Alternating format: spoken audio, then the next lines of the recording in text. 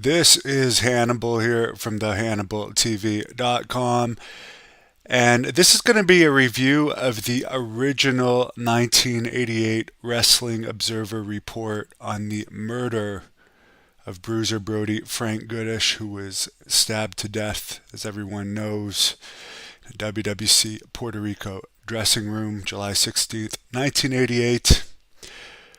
Many years ago. I've done a bunch of interviews with people that were actually in the dressing room, as well as legends talking about him over the years. I put the links to two compilation videos in the description. But let me jump right into this because it's interesting. So much has come out over the years, particularly since YouTube, that the initial reports are fairly similar, but there are some differences. So let's get into the initial reports. Uh, July 16th, 1988, Brody's wife Barbara Goodish, who I've met many times, very nice woman, got a call from Bruiser Brody before the show where this incident happened. There was nothing unusual to report, and it's clear that Dave Meltzer probably talked to Goodish in this. The next morning, he was pronounced dead on the operating table in San Juan. He was the victim of several stab wounds at the hands of Jose Gonzalez, Invader number one, the previous night in the dressing room before a card in Bayamon, Puerto Rico, 9 miles outside of San Juan. Most of the big Puerto Rico wrestling events happen in Bayamon, even in my time there in the 2000s wrestling for IWA and WWC. Bayamon's the big town. Uh, Brody arrived in San Juan July 14th, a few days before the final tour of his life. The first night of the tour, he actually rode to the town with Jose Gonzalez and Victor Quiones. Now, Victor Quiones is dead now. He would go on to run IWA Puerto Rico. I worked for him. Very controversial guy.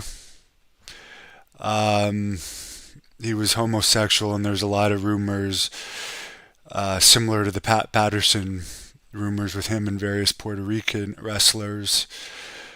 He was a shrewd businessman. He previously worked for IWA, but I have no doubt that Victor Quiones, who was in the WWC office at this time, gave information to Dave Meltzer on this, because I remember the first time I was really hearing about the Observer is they would sometimes pass it around the IWA Puerto Rico locker room, and Victor would bring it. So obviously Victor Quiones was a reader of Wrestling Observer. He worked the box office that night and apparently was Brody's best friend in Puerto Rico.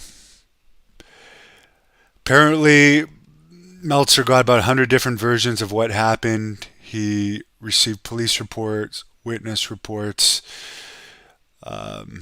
first and second hand information, and he goes on to say he's going to, in this report, go by from reading all the reports, the best of what he can put together of what happened.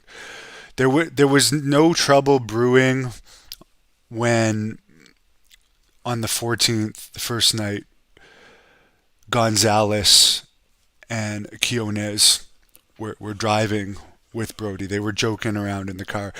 There's a false narrative out there that Brody had been feuding with Invader. Invader and Brody were both baby faces at this time. So technically they would have been in baby face competition. It's not like Invader had wrestled Brody anytime that recently. There was no sign that there was anything unusual happening that night. Brody rode to the show with Dutch Mantell and Tony Atlas, which, by the way, if you go in the description of this video, you can hear both of their accounts of the thing.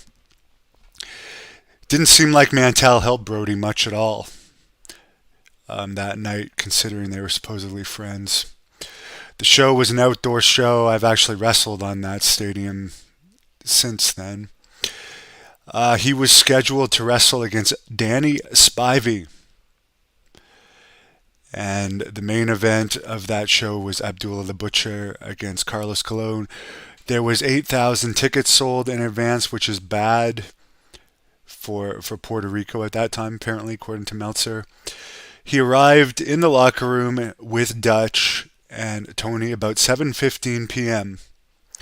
The show was supposed to start at 8:30. Usually Puerto Rican wrestling events start at least half an hour late. Most of the baby faces has already arrived. Colon, Gonzalez, and Victor Jovica, who was the bad. Colon and Victor always played good cop, bad cop to the wrestlers, especially when it came to pay. Jovica was the bad cop. Colon was a good cop, and Gonzalez, of course, he was the booker and disciplinarian, which he's been on the record saying he was even a disciplinarian when I worked for IWA Puerto Rico. They were all part owners of the promotion, so they were all you could call them co-conspirators in a way, because they were all part owners of the promotion. Also, Miguel Perez from Las Boricuas, Savio Vega, and Hurricane Castillo were in the dressing room, along with Mark and Chris Youngblood. Gonzalez was apparently sitting on a bench with a large towel wrapped around his right hand. About 5 minutes after getting into the dressing rooms, around 7:20 p.m., Gonzalez invited Brody to go into the shower, saying, quote, "Brody, mi amigo, come here, por favor," end quote, which means, "Brody, my friend, come here as soon as possible." Apparently, I mean, of course, this isn't unusual. You get the finishes in the shower room most of the time. Even when I was still in Puerto Rico, you get the finishes in the shower. They wouldn't want everyone to know the finishes, so they either take you to the shower or the bathroom. They did this in Stampede Wrestling too. It used to be very normal. WWE, I know, has a room that they call the kayfabe room that you'd go in for finishes. But now mostly the producers will just give the finishes around the building. They'll even practice matches. It's not very kayfabed anymore. Apparently, about 5 seconds after the bathroom door closed, there was a loud scream. So there was no talking. It was just basically go in there. 5 seconds later, he starts getting stabbed. One of the wrestlers. The shower door was made of plexiglass, and it was still like this when I wrestled in that building. You could see the shadows from the other side of the shower door. It opened like a regular door, but it was plexiglass, so you could see through a bit, but not hugely. Wrestlers came in. Apparently Brody was dragged out of the bathroom, and panic ensued in the dressing room. Jose Gonzalez left the building. Apparently the ring doctor was called into the dressing room. I don't know how much first aid they did on him. Brody was fully conscious at this point still.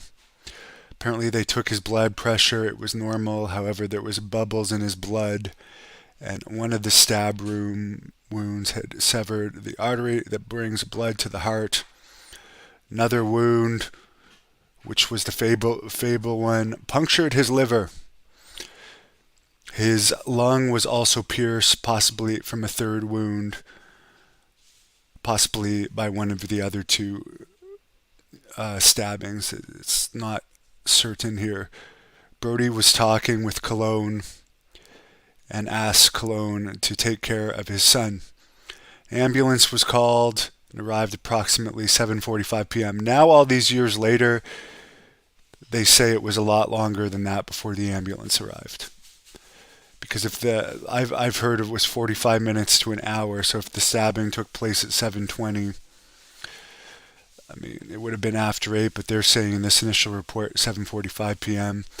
Brody went to the hospital in San Juan. Tony Atlas was the only American to go with him. Again, Dutch didn't go with him. They wouldn't let Atlas into the hospital room. The card kept going as scheduled. The fans did not know what happened. Jose Gonzalez returned to the building wearing a clean shirt without blood on it and wrestled his scheduled match. The heels apparently did not exactly know what happened to Brody. At this point, they thought he was stable. They were just getting information basically because the heels would have been in one dugout and the baby faces in another. So from the wrestlers talking to themselves in the ring.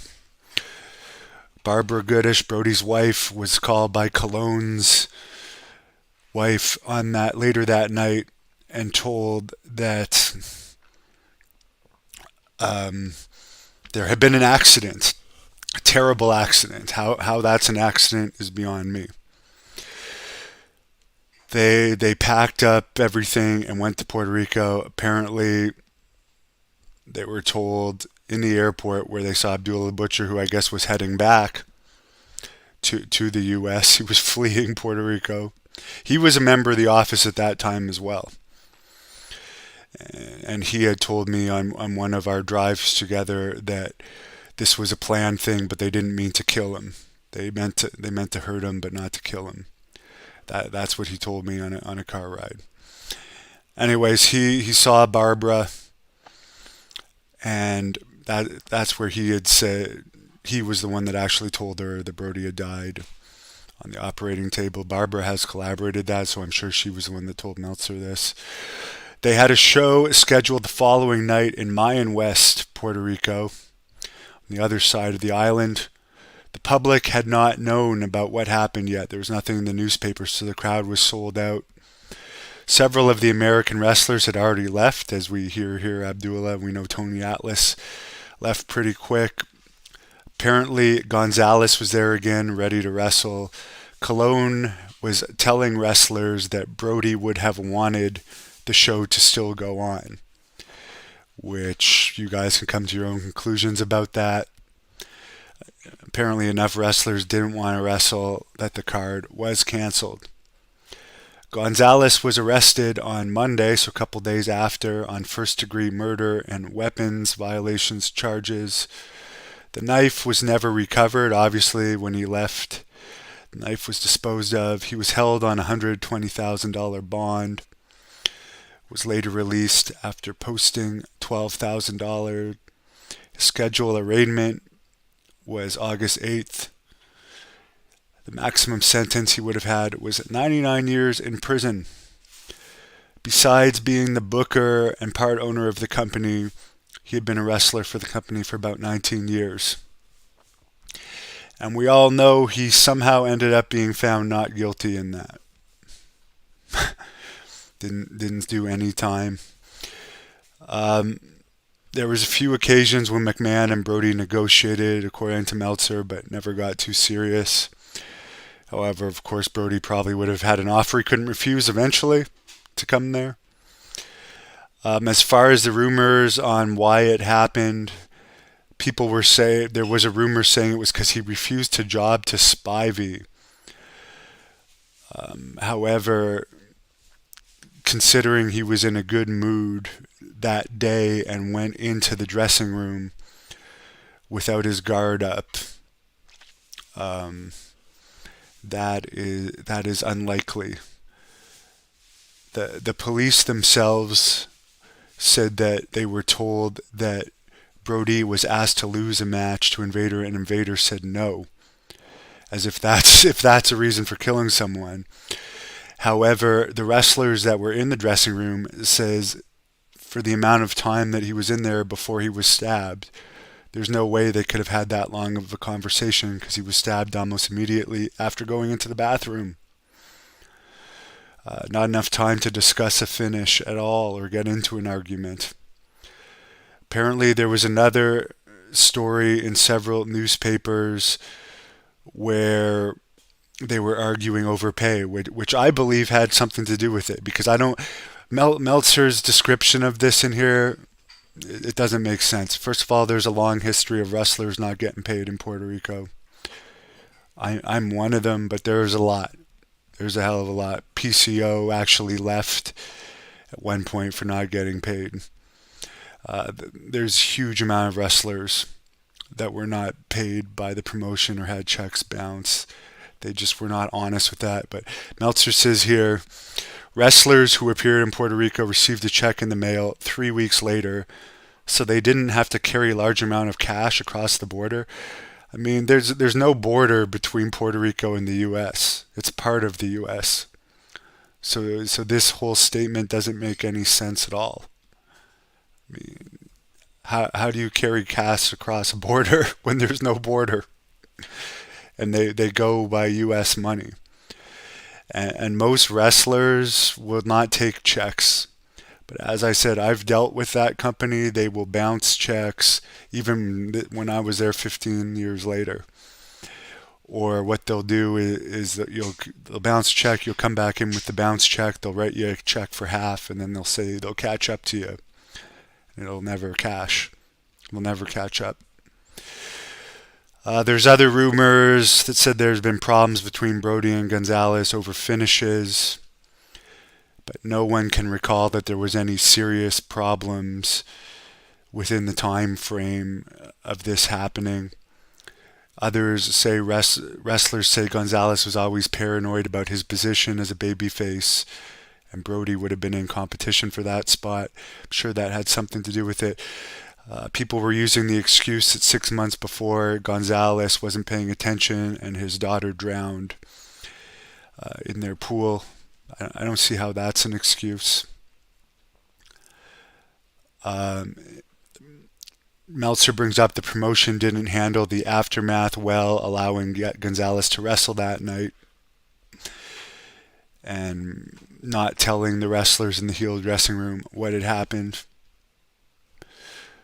And then Gonzalez continued wrestling for that promotion, working in the office for decades, and then went on to book for IWA Puerto Rico with Savio Vega and Victor Quiones. So it's not like anyone really held a grudge against him. His retirement match that happened around 2007 or 8ish had like 6,000 or 7,000 fans in a stadium there. And he wrestled after that. And by the way, he did wrestle in Florida many times since this, for the people that say he never came back to the mainland U.S. Brody's funeral was held on a Tuesday. Apparently there was it happened in Puerto Rico, and then he was cremated. Cologne's promotion held the card. The next night, apparently the fans created a banner saying, quote, "We, the wrestling fans of Puerto Rico, wish to extend our deepest sympathies to the family and friends of Brody. Do not judge the people of Puerto Rico by the actions of one man," end quote. There were several thousand signatures on the banner.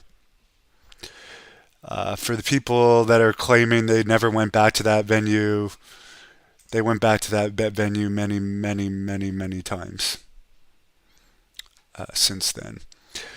So I think it seems the main reason that he passed away was lack of quick medical attention, and according to what has come out since then, he wasn't treated right away in the hospital.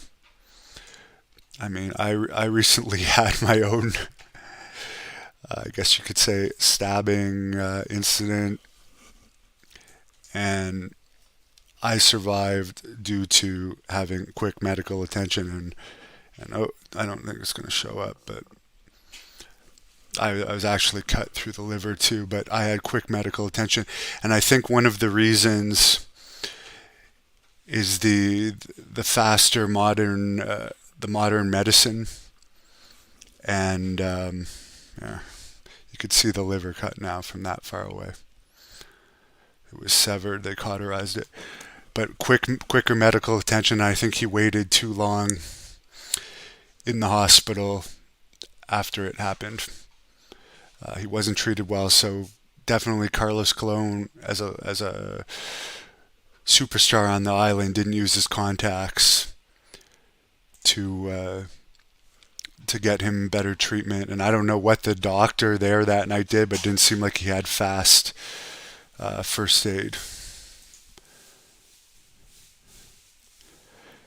Someone making a joke about Ronnie Garvin, who was one of the first Americans to go back there. sad situation, but interesting to read the initial reports, where it seemed in the initial reports that there was going to be justice, but of course there was never any justice in that. But I think Brody is more famous now than ever thanks to YouTube and all of those matches coming out. He was certainly controversial and a great businessman. I know he saved his money well for his family. His wife, I believe, I don't know if she's actually remarried or not, but seems to have had a long time partner. The son had some issues a few years ago, but from what I understand, he's overcome those and is doing all right now. So there's my review of another classic story in wrestling, but a horrible story. I've met Invader again. He was in the office when I was in IWA. That was before YouTube. The story was just mythological, really, in those days, unless you were buying all these shoot interview tapes and DVDs that in those days, which weren't as widely available. So I only knew really the myth of it. But as I said, Invader was still the disciplined guy when I was there. But I never really had any issues with him other than the last night I was there. I remember they didn't want me to wrestle. They paid me, and I asked if I could leave. And he said, "Was there something better to do?" And I said, "Yes, I had something better to do." Because I was going back to Canada. I'm not going to spend these arenas were not air conditioned. I'm not going to spend my last couple days sitting around in a hot arena. I'm going to go and enjoy my last few days there, which I did. So that was really the only cross word I had with him. I think once he told me that I shouldn't wear shorts to the TV tapings, that you should come dressed better. But other than that, I can tell you he was still very arrogant in those days, but I never really had any issues with him. All right, guys. Hope you enjoyed that. Thank you for watching the Hannibal TV. Please like this video if you enjoyed it and click the